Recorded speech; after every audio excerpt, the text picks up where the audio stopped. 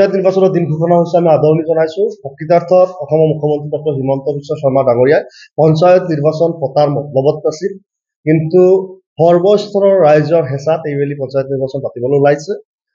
দেখা গৈছিল 2018 চনত অন্তিমবাৰ পঞ্চায়ত নিৰ্বাচন হৈছিল আৰু পঞ্চায়ত নিৰ্বাচনৰ আগতে পাতিব লগা আছিল, যাৰ কাৰণে সম্ভৱতঃ 15 ফাইনেন্সৰ পুঁজি অহাটো বাধাৰ সৃষ্টি হ'ব। বাকী যিয়ে নহওক, তেওঁলোকে কূট কৌশল যথেষ্ট ৰচনা কৰিছিল যে এইবাৰ ৱাৰ্ড মেম্বাৰত টিকট নাথাকে, ৱাৰ্ড মেম্বাৰত দলীয় প্ৰতীক নাথাকে, পঞ্চায়তৰ সভাপতিৰ প্ৰত্যক্ষ নিৰ্বাচন নাথাকে, প্ৰতীক নাথাকে, ইত্যাদি ইত্যাদি। এইবিলাকৰ জৰিয়তে আমাৰ কৰবাত সন্দেহ হয় যে বিজেপি কৰবাত ভয় খাইছে নেকি।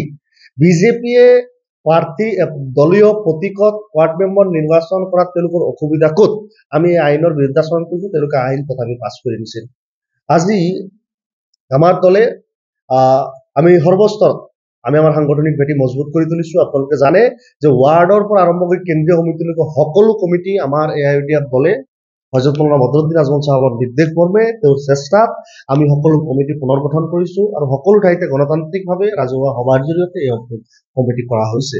আৰু গতিকে আমাৰ সাংগঠনিক ভেটি আমি যিসমূহ ঠাইত নিৰ্বাচন কৰো, বিগত সময়ত আমি 37টা সিটত MLA সিটত জিকি আহিছো। প্ৰায় 58 টাইমছ তেওঁলোকে সেই সিটসমূহৰ পৰা MLA হৈছে। সেই এলেকাৰ ভিতৰতে আমি আমাৰ নিৰ্বাচন প্ৰতিদ্বন্দ্বিতা আগবঢ়াম। আমি বিগত সময়ত ধুবুৰী, আমি সাউথ চলমা মানকাছৰ, আমি বৰপেটা, কৰিমগঞ্জ, দৰং ইত্যাদিসমূহ জিলা পৰিষদ দখল কৰিছো। অজস্ৰ আঞ্চলিক পঞ্চায়ত আমি UDF দলে বৰ্তমান আমাৰ দখলত আছে আৰু আমি এইবেলিও চেষ্টা কৰিম অধিকতকৈ অধিক ঠাইত আমি আমাৰ AIUDF দলৰ কৰ্মীৰ জৰিয়তে আঞ্চলিক পঞ্চায়ত আৰু জিলা পৰিষদ দখল কৰাৰ কাৰণে আমাৰ দলৰ সৰ্বস্তৰ প্ৰস্তুতি ইতিমধ্যে সম্পূৰ্ণ কৰিছো আৰু আমাৰ দলে নিশ্চিতভাৱে এইবাৰ পঞ্চায়ত নিৰ্বাচনত ভাল ফলাফল দেখুৱাব।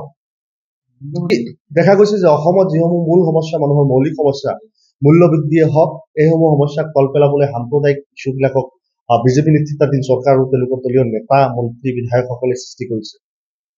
আজি এপেক্স বেংকত দুৰ্নীতি হৈছে আৰু সাংবাদিকে সেই কথা ক'বলৈ লওঁতে তেওঁলোকক নেলুচি দিব বিচৰা হৈছে, তেওঁলোকক ব্যক্তিগতভাৱে আক্ৰমণ কৰিব বিচৰা হৈছে। আজি যদি কোনোবা মুছলমান মানুহে কোনো সামাজিক বা কোনো শৈক্ষিক কাম কাজ কৰি আগুৱাই গৈছে, তেওঁলোকক বাধা সৃষ্টি কৰিব বিচৰা হৈছে, তেওঁলোকক জেলত সোমোৱাই দিব বিচৰা হৈছে, অসমত এটা অস্থিৰ পৰিৱেশৰ সৃষ্টি কৰিব বিচাৰিছে। আজি অসমত পুঞ্জীবিত কৰি মাটিৰ মালিক হৈ আছে, হাজাৰ হাজাৰ বিঘা মাটিৰ মালিক হৈ আছে কোনোবা মন্ত্ৰীৰ পত্নী, মন্ত্ৰীৰ কনিষ্ঠসকলে। তেওঁলোকে কোটি কোটি টকা দুৰ্নীতিৰ জৰিয়তে এইসমূহ কৰি আছে। আজি দেখা গৈছে যে মন্ত্ৰী অশোক সিংহলে সাম্প্ৰদায়িক মন্তব্য এপিনেদি কৰি আছে, আনপিনে তেওঁলোকে কোটি কোটি টকা গুৱাহাটী উন্নয়ন নিগমৰ পইচা তেওঁলোকে উৎপাত কৰি খাই আছে।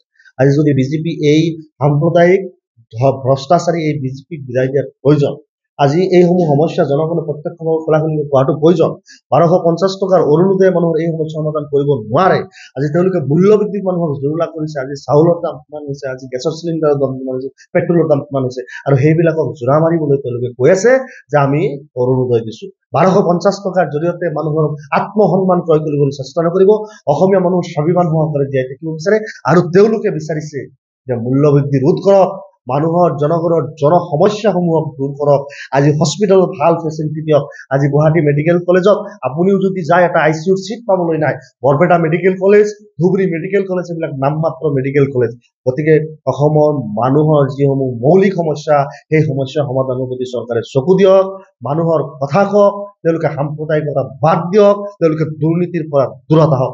আৰু অহা দিনত আমি আশা কৰিম যে বিজেপি এইবিলাক যদি নকৰে, অসমৰ জনগণে বিজেপি প্ৰত্যাখ্যান কৰিব লাগে, সাম্প্ৰদায়িকতাবাদক নিষেধ কৰিবলৈ বিজেপিক প্ৰত্যাখ্যান কৰাটো অত্যন্ত জৰুৰী।